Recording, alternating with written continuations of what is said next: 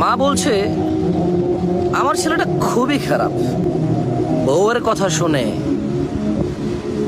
ওই একই মা বলছে যে মেয়ের জামাইটাও ভালো না, মেয়ের একটা কথাও শোনে না। বোন বাপের বাড়ি এসে বলল যে ভাইটা আগের মতো নেই, খারাপ হয়ে গেছে, তত্ত্ব তালাশ করে না, দাওয়াত দেয় না, খোঁজ খবর নেয় না, ঈদ চাঁদ কোরবানি যায় জামা কাপড় দেয় না, একটু দাওয়াতও করে না, একটু বিপদে পড়লে হেল্প করে না।